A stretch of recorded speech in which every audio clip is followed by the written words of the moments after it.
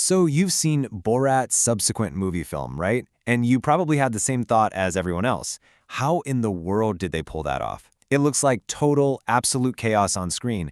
But believe me, underneath all that mayhem is one of the most brilliantly planned films ever made. We're going to break down exactly how they did it. And right away, you hit the biggest, most obvious problem. I mean, think about it. The first movie worked because nobody knew who Sacha Baron Cohen was. It was lightning in a bottle. So how are you supposed to make a sequel when your main character is literally one of the most recognizable people on the planet? Everyone knows that voice, that mustache. It seems impossible, right? Yeah, the very thing that made the first film a hit, its success, became this giant wall for the sequel. Borat he was way too famous. The second he'd try to talk to someone, his cover would be blown, game over. Honestly, for a long time, a sequel just felt completely off the table. But then, the filmmakers had this genius idea, a workaround. If Borat couldn't be the one duping people anymore, well, they just needed to find someone who could. They needed a secret weapon. And that secret weapon was his daughter, Tutar. But, of course, that just opened up a whole new can of worms, a whole new set of impossible challenges. Okay, so now you have to cast this role, a role that's never, ever existed before. I mean, what does that casting call even look like?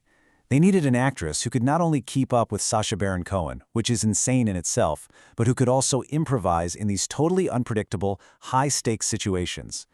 And the most important part? She could never, ever let on that she was acting. Just look at this list of requirements. It's almost contradictory, right? You need to be funny enough to make audiences laugh, but so convincing that the person in front of you doesn't suspect a thing. You have to be absolutely fearless, sitting in a room with someone like Rudy Giuliani, but also have the acting skills to carry the movie's surprisingly emotional story. They weren't just looking for an actress, they were basically hunting for a unicorn. And listen, the film's director, Jason Woliner, he summed it up perfectly. He basically said that Sacha Baron Cohen invented this entire genre of performance. There's no acting school you can go to that teaches you how to do this. No textbook. You either have this incredibly rare, specific talent, or you don't. Simple as that. So to find this 1 in a billion unicorn, they had to go big. We're talking a massive worldwide search. Casting directors were looking everywhere, watching more than 600 auditions from actresses all across the globe, all of them hoping they had what it took to be Tutar. And when they finally found the one, the amazing Maria Bakalova from Bulgaria, the opportunity was so out of this world, she actually thought it was a scam. Not just a scam, but a human trafficking scheme. I mean, can you imagine?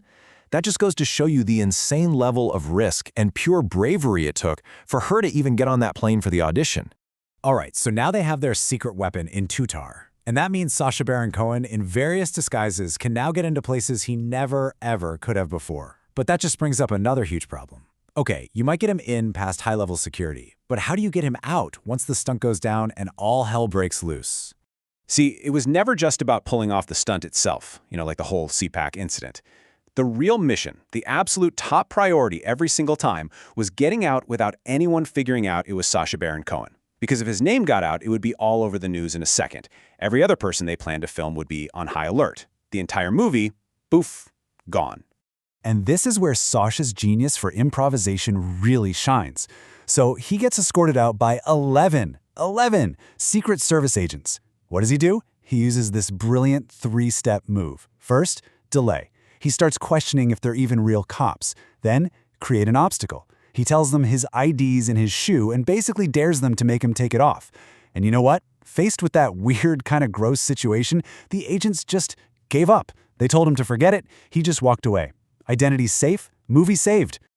Okay, so they've got the talent, they've got the escape plans, but that brings us to what might be the biggest hurdle of all, the law. Think about it. You're making a movie based almost entirely on deceiving people. How do you possibly do that without getting sued into non-existence? Well, the answer is a legal strategy that's just as clever and audacious as any of the stunts. So, to get how they built their legal defense, you first got to understand the genre itself, a mockumentary. It's designed to look and feel like a real documentary, but it's using that style to create satire and parody. It's this intentional blurring of the lines between what's real and what's fiction that's actually the key to the whole thing. The production team basically built a legal fortress with 2 giant walls. Wall number 1, these super strong ironclad contracts that every single person in the film signed. And wall number 2, the First Amendment itself, which protects the movie as a work of satire and social commentary. It's a pretty powerful defense. Now, let's talk about those contracts. Before a single frame was shot, every participant, I mean everyone, from the people at the debutante ball all the way to that incredible babysitter, they all signed a consent form. They were told it was for some kind of documentary-style movie. But the real question is, what was actually in that contract? And here it is. This is the legal knockout punch. By signing that paper, people waived their right to sue for, well, pretty much everything you could possibly think of. Defamation, fraud, invasion of privacy, even intentional infliction of emotional distress. It sounds crazy, but courts have upheld these kinds of agreements again and again. It basically creates a legal shield that's almost impossible to break. So at the end of the day, that's why this film is so much more than just a series of pranks. What looks like pure chaos on screen is actually the product of some seriously meticulous, almost military-level planning. It's this perfect storm of incredible performances, a bulletproof legal plan, and just raw courage from everyone involved.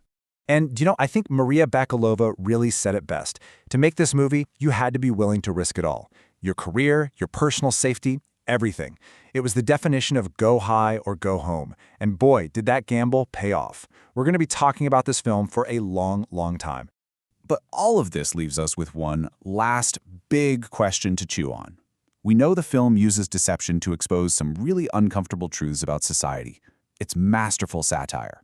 But at the same time, it's manipulating real people. So where do you draw that line?